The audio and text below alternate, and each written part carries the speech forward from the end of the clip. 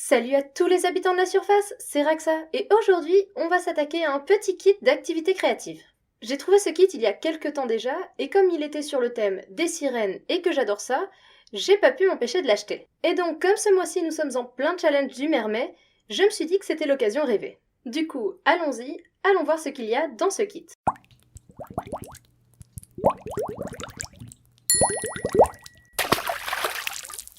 Alors, c'est la première fois que je vais ouvrir ce kit, voyons voir ce qu'il contient.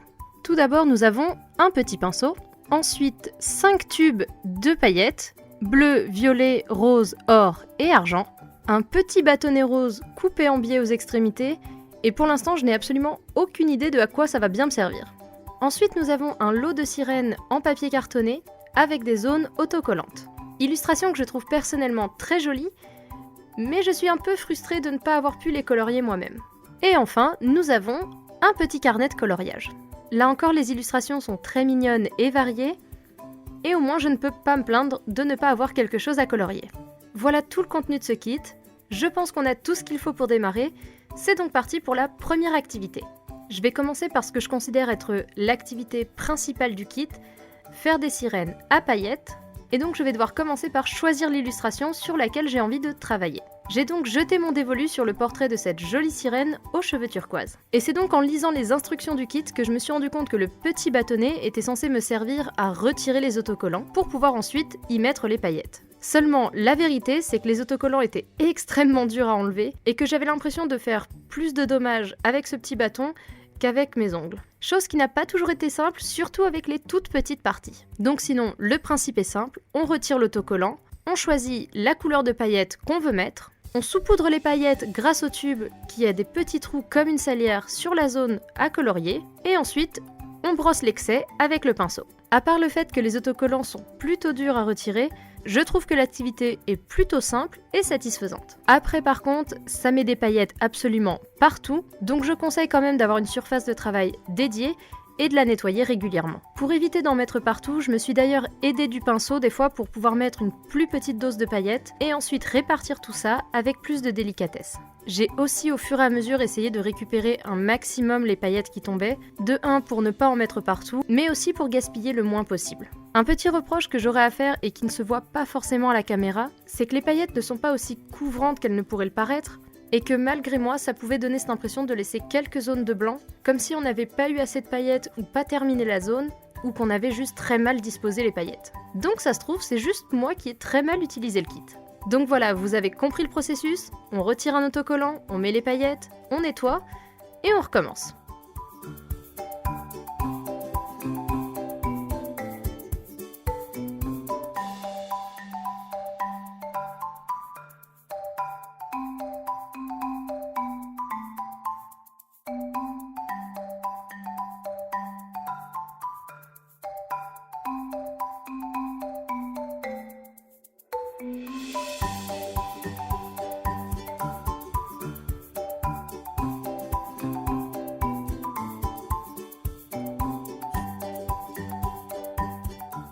Et voilà le résultat final. Je suis quand même très contente malgré les défauts que j'ai cités. On voit d'ailleurs de plus près le problème avec la couvrance des paillettes et le fait qu'on ait beau nettoyer, il y a quand même des paillettes qui se baladent absolument partout, mais le rendu reste quand même franchement chouette et pour ça, on va donner un premier bon point à ce kit. Ensuite, j'ai envie de tester le livre de coloriage. Là encore, c'est pareil, je feuillette le livre, je choisis une illustration et c'est parti. J'ai une première inquiétude quant à ce petit livre de coloriage, c'est que le papier, c'est du papier glacé. Et comme moi j'utilise des pro-marqueurs, j'ai un peu peur qu'ils ne tiennent absolument pas sur ce type de papier et qu'ils se mettent à baver dans tous les sens.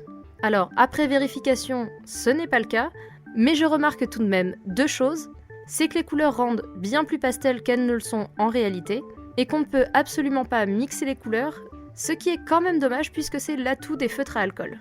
Ce qui fait que j'ai choisi de faire un mix entre les pro-marqueurs et des crayons de couleur. Je dois quand même vous dire que l'expérience n'a franchement pas été agréable du tout. Je n'aime pas du tout l'effet du papier glacé, les feutres ne sont pas du tout adaptés pour les zones les plus petites, et j'avais l'impression que même les crayons de couleur avaient quand même beaucoup de mal à adhérer au papier. Le papier glacé, c'est très beau pour imprimer de belles images, mais je vois pas trop son intérêt dans un livre de coloriage, puisque ça ne va absolument pas absorber la couleur, et donc on va se retrouver avec beaucoup de médiums qui ne fonctionnent pas. Parce que rappelez-vous de ce que fournit le kit, il n'y a absolument aucun crayon de couleur, ou feutre ou autre médium, fourni avec le cahier pour ces coloriages. On pourrait donc supposer qu'on a simplement à prendre ce qu'on a sous la main, mais là, à cause du papier glacé, eh bien on reste quand même limité. Donc visiblement certains feutres vont fonctionner. On pourrait se dire que simplement le livre il est fait pour des crayons de couleur, mais là encore, pour avoir essayé, je suis pas hyper satisfaite du résultat.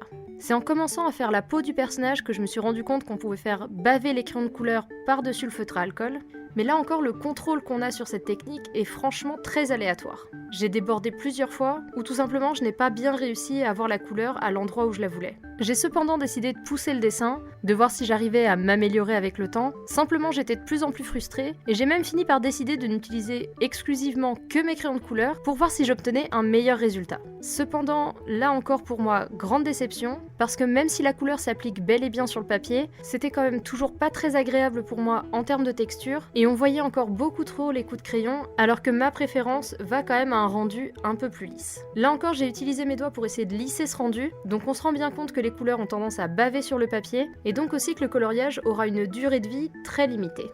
Bref, du coup, je me suis arrêtée là. Ça ne servait à rien de me frustrer à ce point-là sur un dessin, du coup je suis passée à la suite. Et la suite, c'est tout simplement, est-ce que je pouvais pousser ce kit un petit peu plus loin ? Je voulais pallier à ma frustration de ne pas avoir fait la couleur des illustrations cartonnées, donc je me suis dit que j'allais faire ma propre petite illustration à pailleter. J'ai pas voulu faire très compliqué, j'ai aussi voulu garder l'esprit du kit, du coup je me suis fait un petit portrait de sirène, tout en pensant à certaines zones où j'aimerais utiliser les paillettes. J'ai pas essayé de construire quelque chose de particulier ou de planifier quoi que ce soit, je me suis juste laissé porter par mon dessin et par ce qui me faisait envie sur le moment. Ensuite je suis passée à la couleur, où j'ai pu cette fois-ci utiliser mes chers pro marqueurs au maximum de leur capacité. Pour les couleurs, je me suis encore laissé porter par ce qui m'inspirait simplement sur le moment, et en m'offrant le luxe de ne même pas faire très attention à ne pas déborder sur les zones qui allaient recevoir les paillettes, puisque de toute façon, tout ça allait être recouvert.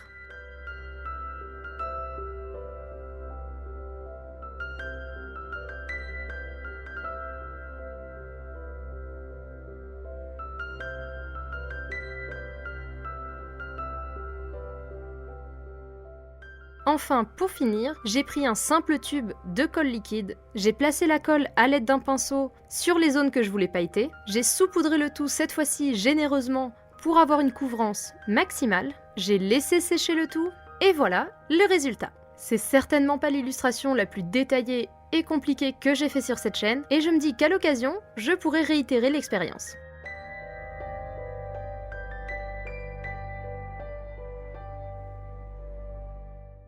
Et voilà, c'est tout pour aujourd'hui, j'espère que la découverte de ce kit vous aura plu. J'espère à l'avenir pouvoir refaire ce genre de vidéo si jamais je trouve un autre kit intéressant à vous montrer. Je sais que je n'ai peut-être pas poussé les capacités de ce kit à son maximum, simplement c'est pour moi l'occasion d'être créative tout en m'amusant et sans me mettre aucune pression. Parce que je pense qu'on peut accepter d'être créatif pour une finalité bien précise, mais aussi parfois juste pour le fun d'être créatif. Et c'est ce que j'ai voulu faire aujourd'hui. Moi, je n'ai plus qu'à garder l'œil ouvert pour trouver de nouvelles activités créatives. Et vous, je vous dis à la prochaine.